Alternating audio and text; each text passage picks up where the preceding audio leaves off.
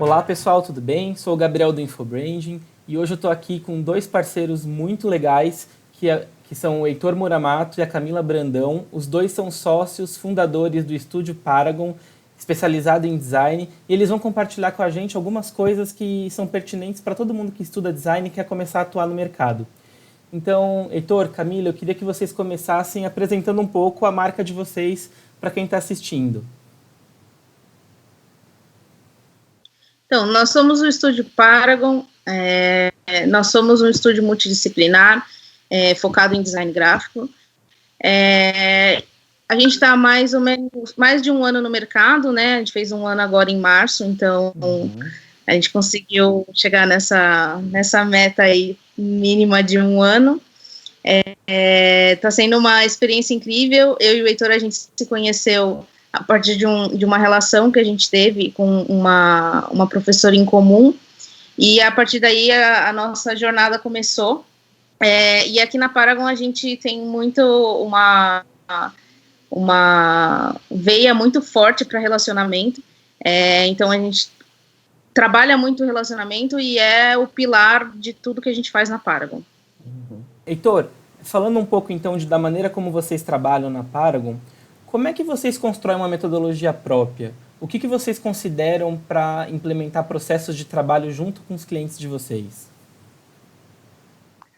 Bom, eu acredito que a primeiro momento é bem complicado falar de metodologia, né? Até porque, como a gente se considera um estúdio multidisciplinar, cada cliente chega com uma demanda, chega com uma necessidade muito diferente da outra, e só que a metodologia principal, a base que a gente construiu, que a gente insere antes da gente fazer essas alterações de acordo com cada cliente, ela veio um pouco da nossa experiência como freelancer, né? Antes da gente criar a empresa e também nossa experiência que a gente teve, a vivência que a gente teve nas empresas que a gente trabalhou e durante a faculdade também, né? A gente fala que a gente tem esse slogan, né, de tudo parte de um ponto, né?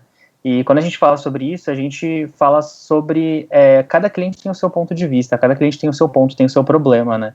Então, quando a gente fala de metodologia e da nossa metodologia que a gente acabou desenvolvendo aqui dentro, ela é uma metodologia que ela abraça o ponto do cliente e ela tenta entender e tem esse processo de imersão, né, dentro desse universo dele. Então, a gente acaba tendo uma troca muito legal com os clientes para isso. E eu acredito que, basicamente, a gente constrói essa metodologia se adaptando sempre às necessidades do cliente, né? Eu acho que uma coisa legal de falar é que a gente sempre se preocupou muito em processos, né? E é uma coisa importante porque a gente tem que ter um processo, independente do problema ou do que o cliente trouxer de desafio, a gente sempre tem que organizar isso dentro da Paragon e fazer com que a gente está passando por todos os pontos de construção de projeto, né? Mesmo que os projetos sejam diferentes e cada cliente tem seu ponto, realmente, como o Heitor colocou, a gente tem que garantir que quando o projeto entra na Paragon, ele vai ser passado por processos que aí se torna a metodologia, né? Uma coisa coisa que a gente sempre fala, eu acho que é super importante, né? Quando a gente fala desse processo de construção, de desenvolvimento de um projeto em si, a gente sempre fala que o cliente, a Paragon e qualquer outra empresa, quando ela atende com relação a serviço, a gente tem que ser bem um funil, né?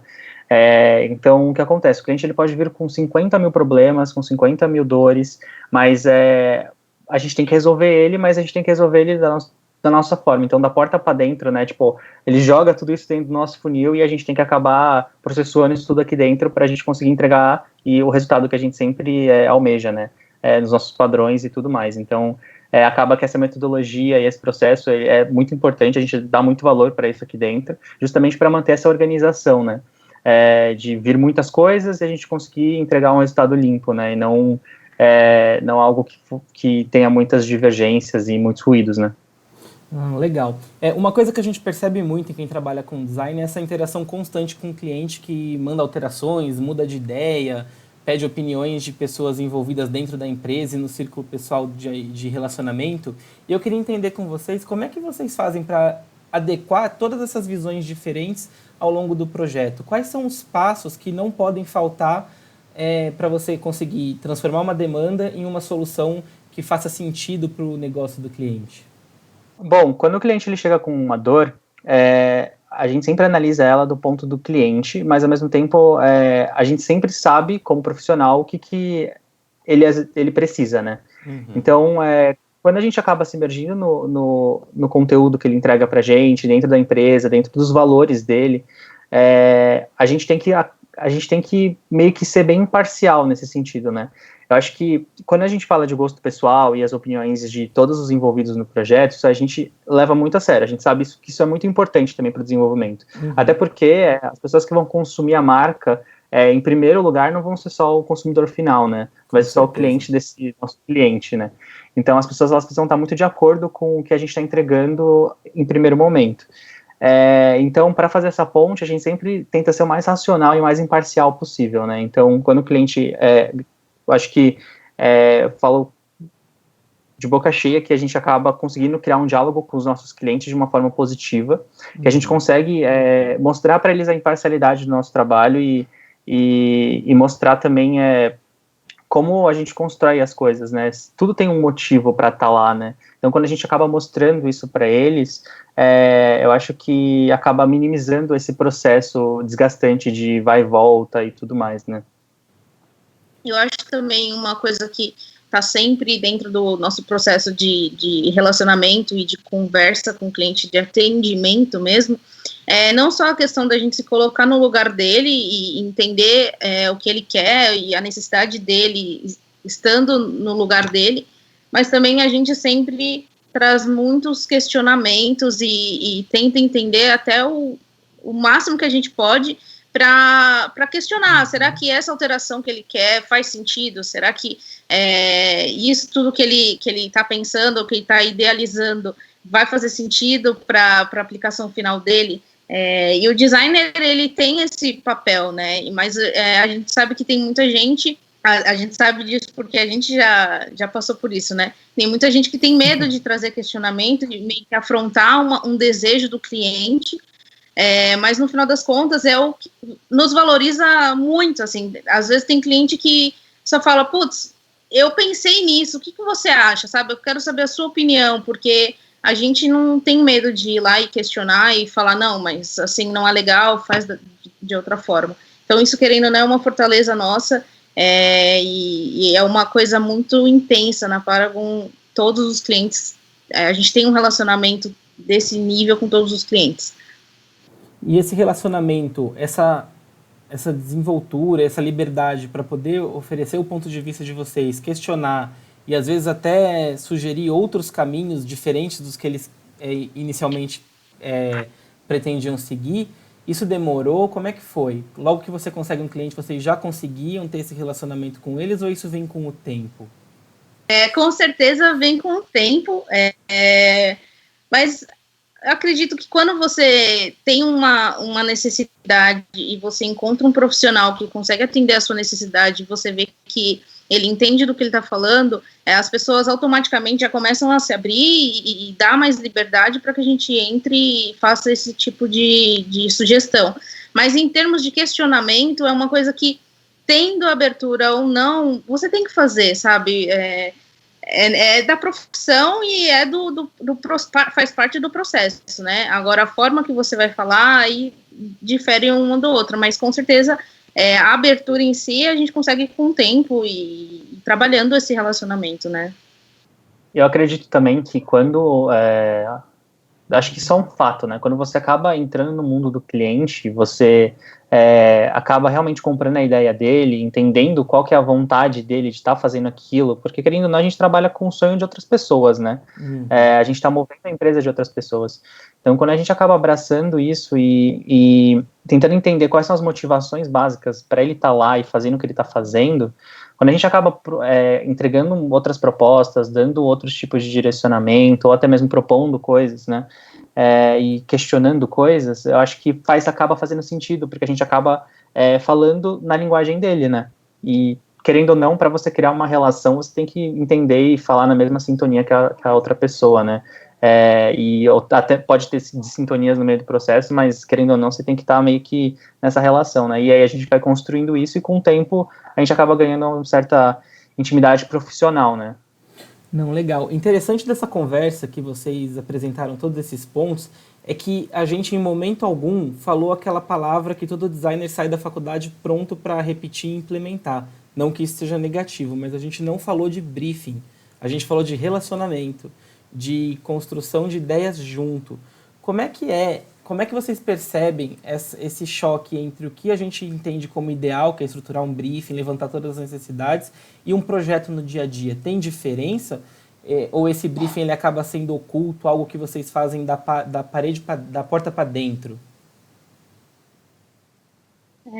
Eu acho que varia um pouco. O briefing, ele faz parte do processo, né? De certa forma, você tem que parar e falar o que o cliente quer, qual é o objetivo, quem vai consumir a peça, mas pelo fato da gente já ter de novo, né, falando de relacionamento, mas pelo fato da gente já ter essa relação um pouco mais íntima, digamos, com os clientes, esse briefing se torna um pouco mais natural, né? A gente praticamente não perde tempo, entre aspas, né, pedindo, olha, preenche um formulário para mim, fazendo aquela coisa um pouco mais fria, né? A gente sempre vai na base do bate-papo e acho que só pela conversa, quando o cliente fala, putz, eu preciso de uma ajuda, eu preciso que você faça um projeto para mim, só na conversa a gente já consegue tirar todas as informações do briefing, e depois de um certo tempo que você já está inserido na cultura da empresa, você já consegue entender, às vezes não precisa nem falar, você já sabe, isso vai para tal coisa, isso vai para um evento que vai funcionar dessa forma. Então, eu acho que essa questão do briefing, ela se torna um pouco mais natural depois de um tempo, e a gente sempre tenta deixar as coisas muito mais humanas e não tão frias como respondo um formulário, me manda tal informação, né? A gente sempre tenta conversar, de fato, com o cliente, né? Eu acredito que essa formalidade, na verdade, essa formalidade do briefing, ela é importante, e eu acho que quando o cliente ele não deixa as coisas muito claras, né, essa formalidade ela tem que ser feita, nem que seja da porta para dentro, que nem você falou, né, Gabriel? Eu acho que a gente leva isso a sério, porque querendo ou não, por mais que a gente se envolva no universo do cliente, né, a gente precisa realmente saber o que precisa ser feito no final, né? Sim. Porque senão a gente vai fazer 1000 coisas e não vai realmente atingir aquilo que a gente foi contratado para fazer. E com relação a essa, que nem eu falei, essa formalidade, quando a gente trabalha o relacionamento, as coisas acabam sendo muito mais naturais, que é o que a Camila colocou também, né? A gente acaba absorvendo o que precisa ser feito de uma forma tão orgânica que a gente não tem necessidade de criar responde para mim um formulário. Isso também já foi, inclusive, comentado por clientes, né? Tipo, vocês já meio que já pegaram o que eu quero fazer, sabe? E a gente, tipo, tava na primeira conversa inicial, assim, sabe? E a gente já ganhou clientes grandes por conta disso também, né? Por causa dessa relação de, vocês conseguem entender exatamente como eu tô pensando, o que eu preciso fazer, e vocês fazem, vocês materializam o que eu tô pensando, sabe? E isso é uma coisa que não tem preço, tanto para o cliente quanto para a gente, né? Porque, querendo ou não, a nossa essência é resolver problema, né? Como designer, né? Então, quando o cliente chega para a gente falando que, nossa, vocês acertaram em cheio, era isso, e até algo mais do que eu estava esperando, para a gente é tudo. Não, e o interessante disso tudo que vocês falaram é que é o repertório, né? Vocês precisam, nós, enquanto designers, precisamos ter um repertório variado, tanto entender não só da nossa área de atuação, mas entender de negócio, entender um pouco de administração, entender da realidade do cliente, para poder, inclusive, levar uma conversa de forma dinâmica na hora de estruturar um projeto do zero com o cliente. E falando em cliente, eu queria saber de vocês uma coisa, como é que vocês fazem para prospectar esses clientes para a Paragon? A prospecção de clientes na Paragon, ela é totalmente boca a boca hoje. Todos os clientes que a gente tem dentro da Paragon foram clientes que vieram por indicação e vieram por realmente indicação, no final das contas, né? A gente nem acredita que essa palavra prospecção, de certa forma, não é algo que a gente pratica hoje, E realmente as coisas foram escalando e às vezes a gente se depara com um cenário que fala, putz, agora nós vamos ter que prospectar porque talvez não vai dar certo, e óbvio, sempre pensando no futuro, e aí do nada vem uma indicação, vem um cliente novo, vem alguém que falou, putz, eu trabalhei com você em tal lugar, lembrei que você trabalha com isso, você não pode me ajudar com tal coisa, e aí as coisas vão aumentando, né? Então hoje a prospecção está muito mais relacionada ao nosso network que a gente construiu, aos contatos que a gente teve, e a gente já chegou até a acionar contatos, tipo, olha, eu vi que você está fazendo isso, posso apresentar Paragon, a gente pode, será que ajudar vocês? E isso, querendo ou não, traz retorno, né? Pode ser naquele momento, mas chega uma hora que a pessoa fala, putz, eu não preciso de nada, mas o plano precisa, e aí as coisas vão aumentando, né? A gente coloca de forma bem verdadeira, a gente é bem transparente, assim, com os clientes, no sentido de conversar e mostrar qual é o nosso potencial, né? Então, isso acaba tendo um retorno bem legal, porque, inclusive, a gente pode dar o cenário do Covid agora, né? Dessa pandemia que está acontecendo. E nesse cenário, acho que todo mundo ficou muito assustado no começo, né? E pra gente foi muito louco, também, não vou dizer que não foi, e a gente também tava, no começo a gente até ficou meio pensativo, né? O que vai acontecer daqui pra frente, né? A gente não trabalha prospecção no sentido, na essência da coisa, a gente trabalha relacionamento, né? E realmente foi isso que sustentou também o que a gente criou, né? Tudo que a gente criou nesse 1 ano de Paragon, onde a gente construiu o networking, a gente construiu um relacionamento firme com as pessoas, os nossos parceiros, né? Parceiros porque a gente fala, cliente é uma relação muito monetária, né? Às vezes a gente precisa falar parceiro porque são pessoas que a gente realmente gera empatia, a gente se preocupa e a gente tá lá pra conversar com os caras e trocar ideia, porque ninguém sabe ao certo qual que vai ser a solução principal, né? Qual que vai ser a solução que vai resolver todos esses problemas que estão surgindo agora, né? Então, quando a gente troca essa ideia com eles, acaba gerando uma coisa super legal. E a prospecção, ela se deu de forma muito orgânica, né? Então, tem gente que acabou sendo ou demitida, ou trocou de área, ou agora está tendo que ficar em casa, então tem mais tempo para produzir, fazer projetos pessoais. Então, a gente acabou pegando esse nicho também, que a gente nem imaginava. E a galera chega, mais de um cliente, inclusive, chegou agora nessa época, falando, gosto muito da forma como vocês trabalham, eu vi como vocês atenderam a empresa onde eu trabalho, e agora eu tenho um projeto pessoal, uma empresa, etc., eu quero que vocês façam isso. Então, esse é o maior, também é uma realização nossa, também, a gente fica muito feliz quando esse tipo de coisa acontece. Legal. E tudo isso que vocês falaram tem muito a ver com a marca pessoal de vocês dois, né? Tanto do histórico que vocês trouxeram das empresas em que vocês atuavam, tanto para o relacionamento que vocês fazem, você, Heitor, e você, Camila, com as pessoas dentro do cliente de vocês. E o que eu queria que vocês deixassem aqui para o pessoal é que dicas vocês podem dar, sem querer ser audacioso demais e querer explorar muito vocês, mas que dicas vocês podem dar para as pessoas estabelecerem um networking de uma maneira que traga benefícios para ambas as partes? Gabriel, tem uma coisa que eu assisti a última live de vocês, né, e uma coisa que eu achei super legal que você falou, você deu o exemplo do Golden Circle. E aí você falou que hoje, nesse cenário atual, as coisas que mudaram, o que mudou foi o como, né? Não foi nem o porquê, não foi o que, foi o como. Porque as pessoas agora elas estão em casa, elas estão precisando se reinventar de N formas para conseguir fazer o que e manter o porquê, né? E eu acho que dentro disso tudo, acho que a melhor dica que a gente pode dar, assim, inclusive a gente fala isso para alguns dos nossos clientes agora e nossos amigos, parceiros que vêm conversar com a gente, é manter o porquê, né? Porque, querendo ou não, é a essência, sabe? Agora todo mundo tá muito assustado, tipo, a galera, tem muita gente que teve que fechar a porta do negócio, teve muita gente, muito cliente nosso que foi muito prejudicado com isso tudo. Só que eles não podem esquecer o porquê. Por que eles estão fazendo aquilo que eles estão fazendo, sabe? Quando eles não perdem isso, essa essência, quando a gente fala de superar isso tudo, a pessoa ela acaba se reinventando no nicho dela, se reinventando no propósito dela, né? Então as coisas acabam sendo muito mais naturais para ela seguirem caminho. E para a gente foi, eu acho que a mesma coisa, sabe?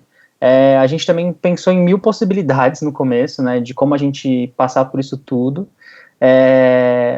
O que a gente sabe o que a gente faz de melhor, né? O como a gente está mudando muito, surgiram muitos comos, mas o porquê a gente nunca pode se desvencilhar, né? A gente nunca pode perder isso. Então, o nosso propósito, a gente sempre se lembra em todas as causas de estratégia, de posicionamento que a gente faz, de como a gente vai lidar com o mercado e os nossos clientes e tudo mais. E lembrar sempre disso, eu acho que já é o primeiro passo, assim, para ajudar nessa trajetória. Eu acho que também uma coisa que eu posso complementar é para trabalhar um relacionamento assim com um cliente com alguém que pode se tornar um cliente, porque às vezes você nem sabe, no caso da gente, eu particularmente, imagino o Heitor também, quando a gente estava no mercado e trabalhando esse relacionamento com os clientes, a gente não imaginava que ia ter a Paragon e que a gente ia, pelo menos não agora, né, não tão cedo na nossa vida. E acho que uma coisa que eu sempre fiz com todas as pessoas que eu me relacionei nesse período era realmente tentar ajudar a pessoa, tentar resolver o problema dela, né? Quando você se mostra disponível para alguém, empatia. Por mais que você esteja... Exatamente, empatia é muito importante, por mais que você esteja correndo, por mais que você esteja com muita coisa para fazer, muito trabalho, só de você parar e ouvir e falar, putz, tá bom, eu vou te ajudar, mas eu não posso fazer isso agora, ou não dessa forma que você quer, e a gente pode conversar mais tarde. Sempre quando você tenta ajudar, aquela pessoa, ela vai te valorizar e vai lembrar de você. Então, pelo menos para mim, tudo que a gente conseguiu hoje pelos relacionamentos foi dessa forma, a gente tentou ajudar. E ainda mais nessa época de Covid, a gente está tentando ajudar os nossos clientes da forma que a gente pode, né? A gente, como o Heitor falou, a gente pensou no como várias vezes e como a gente pode ajudar e continuar mostrando que a gente está aqui, que a gente é parceiro. Então, a gente está trabalhando isso e é uma coisa que a gente sempre fez na vida inteira antes da Paragon. É uma coisa que a gente vai continuar fazendo, mas eu acho que é uma dica muito importante você ajudar e ser verdadeiro também, né? Não adianta só você pegar esse propósito aí de ajudar e falar e fazer de uma vontade e não querer fazer, né? Mas eu acho que é isso, assim. Não, muito legal. Vocês começaram essa conversa falando que o designer ele soluciona problemas, ele traz resultados que solucionam problemas reais dos clientes, e vocês terminaram falando dessa parceria pautada em propósito. Afinal, a gente está falando de pessoas se relacionando com pessoas que têm demandas diferentes e que juntas conseguem chegar a uma solução comum que traz valor para todo mundo. E muito bacana esse exemplo de vocês, a forma como vocês levam o estúdio. E eu queria agradecer a participação de vocês nessa conversa. Eu queria lembrar o pessoal que está assistindo esse vídeo que a gente tem um case do Estúdio Paragon, a jornada de branding do Estúdio Paragon lá no portal InfoBranding, onde você pode conferir todos os passos que o Heitor e a Camila deram para fundar essa marca e fazer com que ela crescesse em tão pouco tempo no mercado e que agora tem um futuro aí brilhante pela frente, se adequando à pandemia, se preparando para o pós-pandemia e prontos para dar soluções para quem precisar no mercado. Então, Heitor, Camila, muito obrigado pela participação e espero que tenha sido legal essa conversa para vocês. Obrigado. Uma coisa que eu só queria pontuar aí uma das primeiras coisas que eu ouvi quando começou a estourar essa coisa da pandemia foi que não se deixe ser esquecido nessa pandemia, sabe? As marcas, elas precisam se posicionar, independente de qual for a situação delas, sabe? E esteja presente para não ser esquecido. Foi a Márcia Aureli que falou pra gente, né, inclusive, a gente fez uma call com ela, e assim, não seja esquecido, sabe, se faça presente. Então, eu acho que é o que a gente está fazendo, sabe, de uma forma ou de outra, ou nas redes sociais, ou até mesmo mandando uma mensagem pro seu cliente, eu acho que já faz uma grande diferença, sabe, só de você mostrar que você se importa realmente, e não só quando você está ganhando dinheiro e, enfim, nessas situações. Não, bacana. Então, para não ser esquecido e conseguir se posicionar no mercado, fica a dica dos conteúdos no portal InfoBrand, onde você também encontra a jornada da Paragon. Obrigado e até o próximo vídeo. Obrigado. Obrigada, pessoal.